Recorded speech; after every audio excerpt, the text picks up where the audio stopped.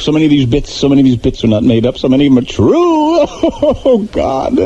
What price, fame, Lord? Why have you given me such a brutal life? Why have you put me through such a living hell? I think the worst of all was my daddy's sex change. Yeah. He had me meet him in a bar one day, you know, and he had something to tell me. So I showed up at the bar, and he said, "Sit down, son.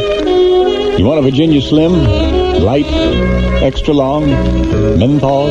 I said, "No, Pop, geez, why don't you start smoking Democrat? I think I'll have a Camel if you don't mind."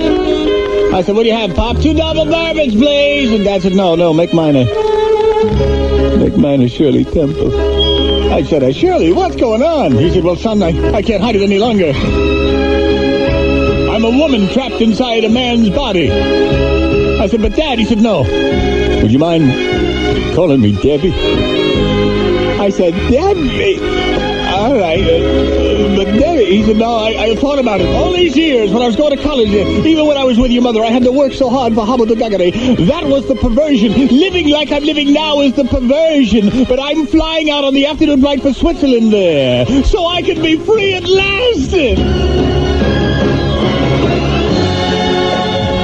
I said, "Well, if that's what you want to do, I'll still love you, Debbie, no matter what happened." He said, "Thank you, son." And we embraced hungrily, warmly.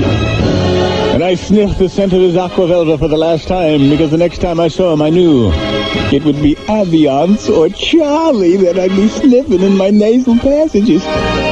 Well, I left the bar, and sure enough, a couple months later, I got a letter from Debbie. "Operation was a success, sending you a surprise in the mail shortly." Well, a couple of days later, I got it. A little bottle full of formaldehyde, and in that bottle was... No, I can't say. I threw the bottle in the closet and didn't think anything more about it. Until about 6 months later, got a phone call from him.